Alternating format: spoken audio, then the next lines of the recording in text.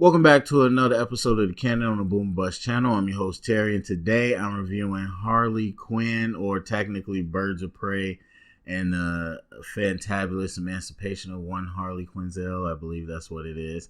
So usually for the comic book superhero movies, that type of stuff, I focus a little more.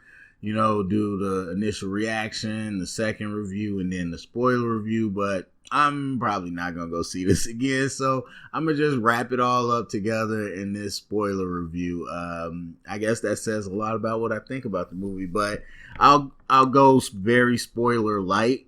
There's actually not a lot to spoil in this movie. So I'll go very spoiler light right now. And then after that, I'll go a little more into spoilers. But overall, the movie, it was a weird movie, and not so much the content was weird. It was just weird how it hit me. And I've seen some other people say this too, so maybe I'm not alone, but it just really felt like there was some parts that I really liked, and there was a lot of it that I didn't care either way. I was very apathetic to it. And then at the end of it, it was just like, okay, like the movie was just like, all right. It didn't offend me.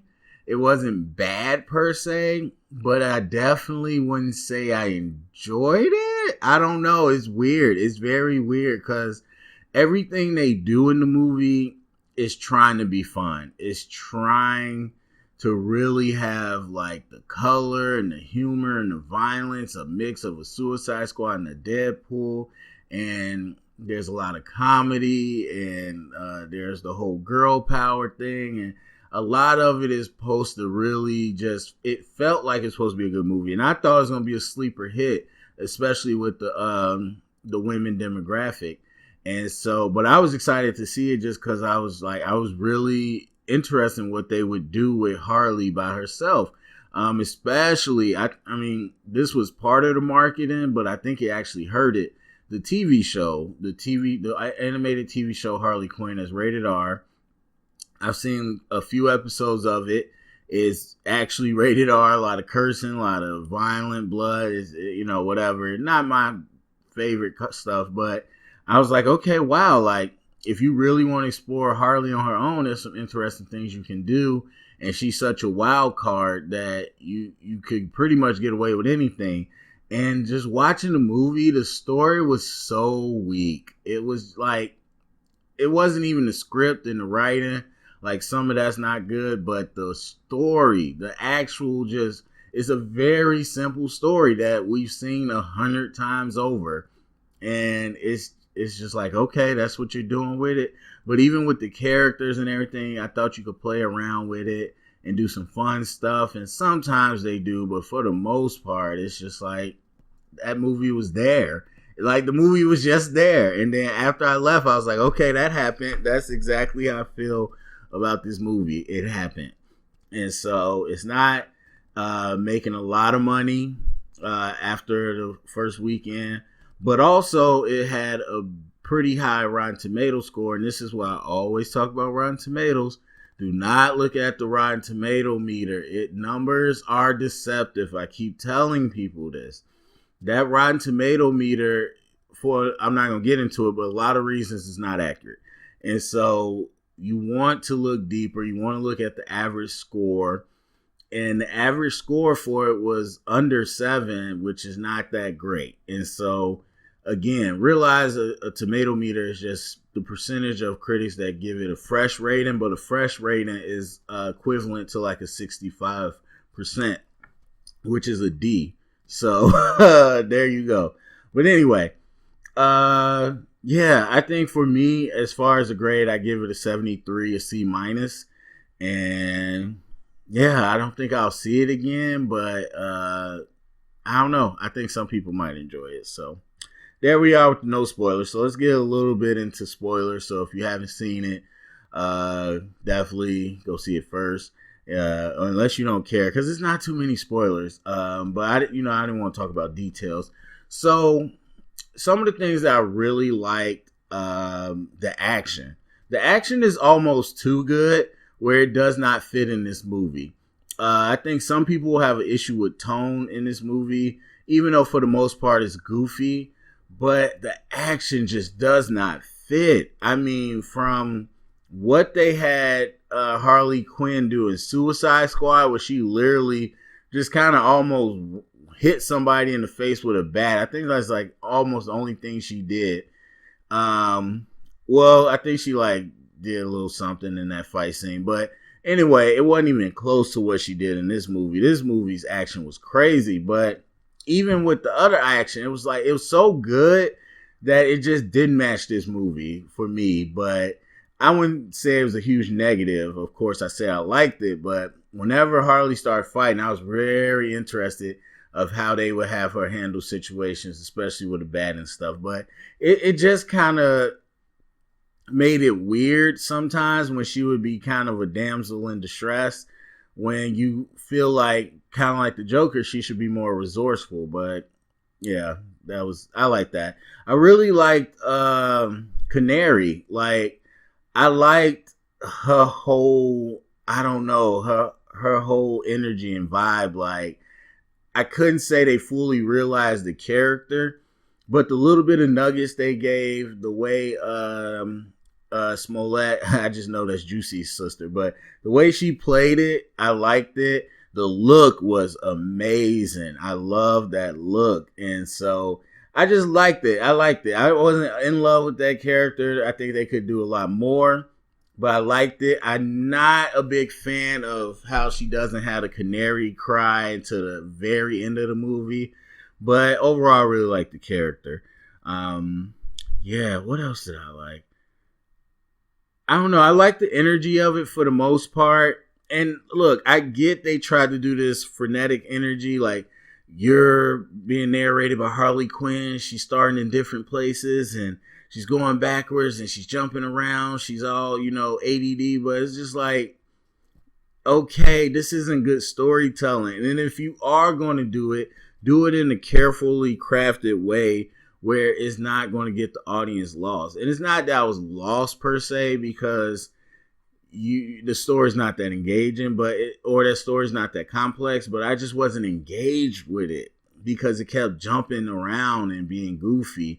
And so some of that I didn't like, but I did like the pace and the energy. It's just the way they told the story. And I loved Ewan McGregor as Black Mask. Not the Black Mask I wanted or thought we deserved, but we knew it was going to be different. I just liked him. Like, he was really into it.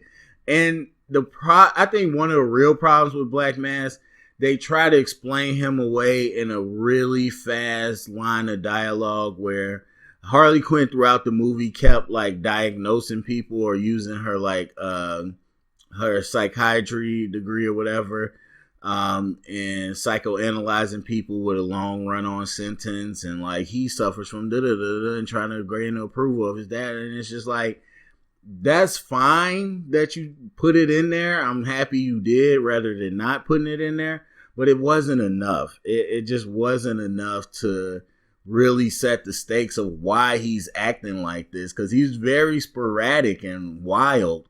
And then I guess it's not necessary 100% that you have to tell us, but he just seems so ridiculous that it felt like I need a little bit of backstory. And so they mentioned a couple nuggets, but whatever. But the performance was great. Ewan McGregor was going for it. He was hilarious. He was some of the funniest parts. Him and Zaz, that whole relationship was weird but funny. So I like that part. All right, so outside of that, I mean, the cop almost served no purpose. Didn't understand. Even when it got to the fighting part, she just had some brass knuckles. Like, what if she had super strong punches? Like, what? It didn't mean anything. Huntress was mishandled.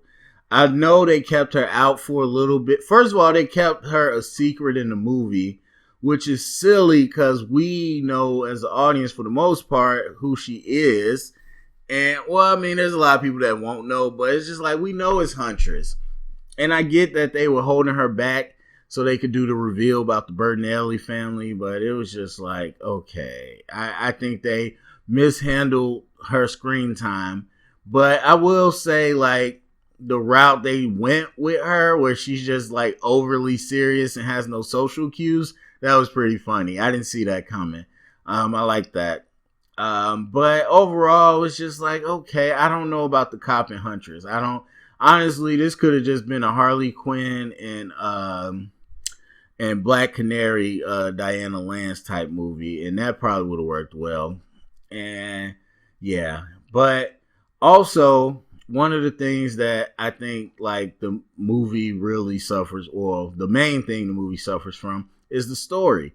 The story is just, it's so bland and weak. Like this, okay, I want this diamond. I was going to kill Harley Quinn. Then I found out someone stole my diamond, and now I'm going to have Harley Quinn go get my diamond, and then I'm going to kill her anyway. It's just like so cliche. And I'm like, okay, I guess. But then on top of that, the whole movie centers around this idea that Harley Quinn broke up with the Joker, and now everybody wants to kill her. I don't know, man. It's an interesting concept, but I also don't really buy it. It's just, I don't know. This Harley Quinn is just a little different. This Harley Quinn is very much like what you see in movies. I know that sounds weird, but you know, like all the fashion, all the drinking, all the goofiness, like that's not who Harley Quinn was in the TV show. She was much more of a minion, just like everybody else that just happened to be in love with Joker. She wasn't like his equal, and she wasn't walking around like she was his equal. She was just doing his bidding. And obviously, if she couldn't bring something to the table as a minion, she wouldn't have been there, or he wouldn't have loved her. So she's a skilled enough fighter to earn the Joker's respect, and crazy enough for Joker to be in love with her. And then this one, she's just like, I don't know. She's just like a douchebag. And I mean, I guess it's interesting, but again, it just brings up too many questions. The Joker would have did something. Either he would have responded some way. Batman would have been there, of course. And that's one of the problems with trying to do these standalone DC movies, especially after you already had them in the universe.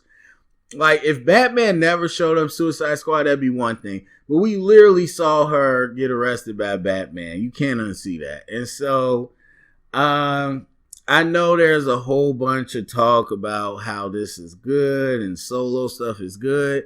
I think it's best when we get in the universe. That's there's a reason. That's why those movies make big money. There's a reason why comics culminate to that stuff. When we have a shared universe, it's just cool because it has rules and limits, and we want to see interaction. So, excuse me. Yeah, I just thought like the whole premise of Harley being on her own made sense, or would have been interesting, but just what they chose to do. Like, it was funny at first, like all these people just ran up on her the exact day of, but I don't know. It was a little weak to me. So, yeah, that's pretty much it I gotta say about this movie. It's just there. So, go to the comment section. Let me know what you thought about it. If you saw it. If you didn't see it, I don't know why you're still listening, but go see it, or tell me what you want to see. Share around, get the conversation started, thumbs up, subscribe, and thank you for listening.